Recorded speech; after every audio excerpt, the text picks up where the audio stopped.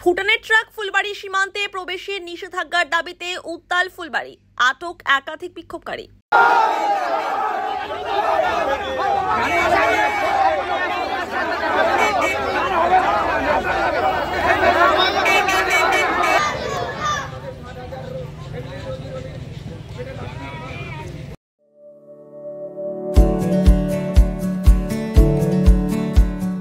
Pampered, not just a hospital, but a mother. New life fertility centre আধুনিক চিকিৎসা ও বিশেষজ্ঞদের সহায়তায় আপনার স্বপ্ন পূরণ করতে প্রস্তুত। নতুন জীবনের স্বপ্ন সত্যি করতে আজই যোগাযোগ করুন। নতুন জীবনের সূচনা এখানেই। ভুটানের ট্রাকগুলিকে বাংলাদেশে সরাসরি প্রবেশ করতে দেওয়া চলবে না, এই দাবিতে উত্তাল হয়ে উঠেছে শিলিগুড়ি ফুলবাড়ি ২ নম্বর ভারত বাংলাদেশ সীমান্ত। সোমবার সকাল থেকেই ৪টি সংগঠন Phulbari ২ border local truck owners welfare association, Phulbari exporters association, Phulbari drivers association এবং ফুলবাড়ি C&F অ্যাসোসিয়েশন সংঘবদ্ধভাবে বর্ডার অবরোধ করে প্রতিবাদে সামিল হয়। ভুটানের ট্রাকগুলি ফুলবাড়ি সীমান্তে সামগ্রী নামিয়ে দিক, সেখান থেকে ভারতীয় ট্রাক তা বাংলাদেশে নিয়ে যাবে। এই দুই দাবিতে অনড় ভারতীয় ট্রাক মালিক ও চালকেরা আমরণ অনশন এবং বিক্ষোভে বসেন। এদিন বিক্ষোভে শুধু চালক ও মালিকরাই নয়, উপস্থিত ছিলেন তাদের পরিবারের সদস্যরাও। আন্দোলন জোরালো হয়ে উঠলে এলাকায় মোতায়েন করা হয় বিশাল পুলিশ বাহিনী। আন্দোলনকারীদের অভিযোগ, গত কয়েক মাস ধরে ভুটান থেকে আসা ট্রাকগুলি ওভারলোড পাথর, বোল্ডার নিয়ে সরাসরি বাংলাদেশে প্রবেশ করছে। এর ফলে সীমান্ত পথে ভারতীয় ট্রাকগুলির ব্যবসা প্রায় বন্ধ হওয়ার মুখে। হাজার হাজার শ্রমিক, চালক, মালিক এই পাথর রপ্তানি সীমান্ত বাণিজ্যের উপর নির্ভরশীল। বর্তমানে তাদের সংসার চালানো দায় হয়ে উঠেছে।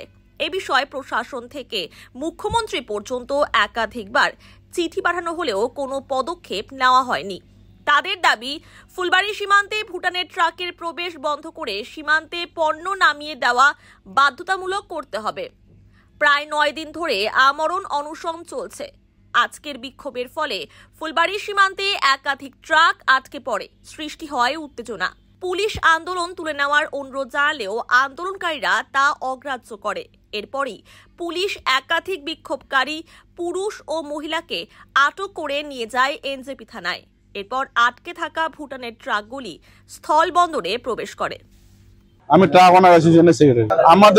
আমরা এখানে গত সোমবার থেকে আমরা এখানে অনশন মঞ্চে বসেছিলাম এবং মঙ্গলবারে আমরা ভুটান গাড়ি আটকে দিয়েছিলাম। তারপরে আমাদের শিলিগুড়ি মেয়র গৌতম দেব উনি ওনার বাড়িতে ডাকেন, ডাকে আমরা ৫ জনের একটা টিম যাই, ওনার সাথে কথা বলি। উনি সঙ্গে সঙ্গে আমাদের সামনে ডিএম ম্যাডামকে ফোন করে উনি ডিএম ম্যাডামের সাথে আমাদের সাথে বসার একটা অ্যারেঞ্জমেন্ট করে দেন। আমরা পরবর্তী মঙ্গলবার বা বুধবারে আমরা ডিএম ম্যাডামের কাছে বসে আমরা আমাদের সমস্যার কথাগুলো বলি। উনি আশ্বাস দেন যে ২-৩ দিনের মধ্যে আমাদের সমস্যার সমাধান করে দিবেন। কিন্তু আজকে নিয়ে ৮ দিন হলো আমরা আমাদের কোনো সমস্যার সমাধান আমরা পাইনি। তাই আমরা বাধ্য হয়ে রাস্তায় নেমে বউ বাচ্চাকে নিয়ে আমরা রাস্তায় বসে ভুটান গাড়ি আবার বন্ধ করে দিয়েছি। পুলিশ প্রশাসন এসছে, পুলিশ প্রশাসন বলছেন যে ল অ্যান্ড অর্ডার আছে, তোমরা রাস্তাটাকে ছেড়ে দাও, নাহলে আমরা তোমাদের অ্যারেস্ট করতে বাধ্য হবো। আমরা আমাদের মতামত দিয়ে দিলাম যে হয় আমাদের বুকের উপর দিয়ে ভুটান গাড়ি বাংলাদেশে যাবে, আর না হয় আমাদেরকে ধরে নিয়ে আমরা থানায় নিয়ে যাবো। আমাদের পদ চলবে। আমরা যতক্ষণ পর্যন্ত আমাদের একটা ডিমান্ড আছে, মেন ডিমান্ড যেটা হচ্ছে সুবিধা পোর্টালের মাধ্যমে ভুটান গাড়ি ম্যাক্সিমাম ডেইলি 50টা সুবিধা পোর্টাল হয়ে বাংলাদেশ যাক, এটাই আমাদের ডিমান্ড। আমাদের এটাই ফার্স্ট, এটাই লাস্ট ডিমান্ড। এই ডিমান্ড যতক্ষণ পুরো হচ্ছে না ততক্ষণ আমরা রাস্তায় বসে থাকবো। আজকে এই বাচ্চাগুলো দেখতে পাচ্ছেন, এটা আমার ছেলে। দুঃখের কথা বলতে, আমার ছেলেটা যে স্কুলে পড়ে ওই স্কুল লেট ফি হচ্ছে ডেইলি 20 টাকা করে লেট ফাইন। দুঃখের বিষয়, আজকে আমার গাড়িটা বাংলাদেশে যাচ্ছে না বলে আমার বাড়িতে চুলা আগুন জ্বলতেছে না, আমার বাচ্চাটা স্কুল ফি দিতে পারি না। আর বারবার করে পুলিশ এখানে আমাদেরকে বারবার করে পুলিশ ধমকি দিচ্ছে। আমরা যতক্ষণ পর্যন্ত আমাদের এখানে ভুটান গাড়ি 50টা হবে না, ফ্ল্যাট বুকিং 50টা হবে না, ততক্ষণ আমরা গাড়ি ছাড়বো না। বাচ্চাগুলোকে দেখতে পাচ্ছেন, এই বাচ্চাগুলো প্রত্যেকটা ট্রাক মালিকের বাচ্চা কাচ্চা। আজকে আমাদের বাচ্চা কাচ্চাগুলো এই প্রত্যেকটা ট্রাকের উপরে নির্ভরশীল। বউ বাচ্চা থেকে শুরু করে বাচ্চার স্কুল ফি, আমাদের বন্ধন লোন থেকে শুরু করে সবকিছু আমাদের ট্রাকের উপরে নির্ভরশীল। তাই আমরা আমাদের বাচ্চাগুলোকে নিয়ে আসি, যাতে আমাদের ইন্ডিয়ান ট্রাকটা বাংলাদেশে যায়, আমরা কিছু পয়সা রোজগার করে আমাদের বাচ্চা কাচ্চাকে স্কুলে পড়াতে পারি এবং আমাদের সংসারটা চালাতে পারি। তাই আমরা আমাদের বাচ্চা কাচ্চাগুলোকে রাস্তায় নিয়ে আসি। উপায় নেই, আজকে আমার ছেলেটা স্কুলে গেলে আগে বলে তোমার স্কুলের ফি স্কুল ফিটা দাও, আমি কোথা থেকে দিব? আমার গাড়িটা বাংলাদেশে 4 মাস ধরে যাচ্ছে না, আমি কোথা থেকে পয়সা দিব?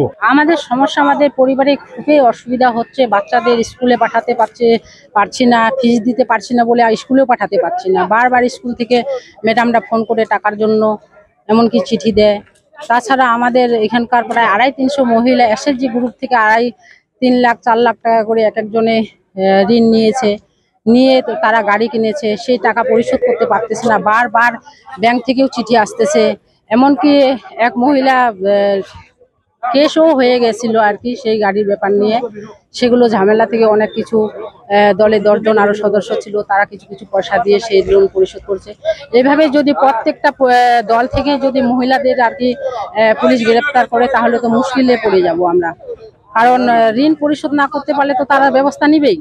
বারবার চিঠি দিয়েও আমরা কোনো টাকা পয়সা পাঠাতে পারি। আমরা চাচ্ছি যে ভুটান গাড়ি ইন্ডিয়াতে ড্যাম করুক আর আমাদের ইন্ডিয়ান গাড়ি বাংলাদেশে নিয়ে যাবে। কারণ ওরা কোনো মতেই মানছে না, প্রতিদিন 200-250 গাড়ি যাচ্ছে।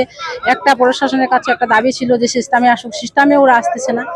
তো এই জন্য আমরা এটাই চাচ্ছি যে ওরা এদিকে ড্যাম করুক, আমাদের ইন্ডিয়ান গাড়ি নিয়ে যাবে, তাহলে হয়তো প্রবলেম সলভ হবে। পরিস্থিতি আমাদের রোজি রুটি দায় পড়ে গেছি আজকে দাদা। আজ পেটের দায়, রোজি রুটি চলছে না, বাচ্চাকে ভরণ পোষণ দিতে পারছি না, বউ বাচ্চা নিয়ে বাড়িতে অশান্তি। কি করব? আজকে বন্ধন লোন নিয়ে, ব্যাংক থেকে লোন নিয়ে, জমি বন্ধক দিয়ে, সোনা বন্ধক দিয়ে আমরা গাড়ি কিনেছি। একটা গাড়ি 10 লাখ টাকা দিয়ে কিনতে আজকে আমাদের সেই গাড়ি স্ক্র্যাপে বেচতে হচ্ছে। 2.5 লাখ টাকা গাড়ি বেচে আমাদের সংসার চালাতে হচ্ছে। আমাদের যদি সম্পত্তি বেচে সংসার চালাতে কতদিন চালাবো? আমরা চাচ্ছি যেন আমাদের উপর নেতৃত্ব মমতা ব্যানার্জির কাছে আমরা যেন আমাদের অত তাড়াতাড়ি হোক সুরা হয়, নাহলে আমরা আমাদের বউ বাচ্চা নিয়ে আমরা রাস্তায় মরবো। যা হবে এখানে রাস্তায় হবে, আমরা আমাদের বউ বাচ্চাকে নিয়ে রাস্তাতে সরতে রাজি নাই যতক্ষণ পর্যন্ত সুরা হবে না।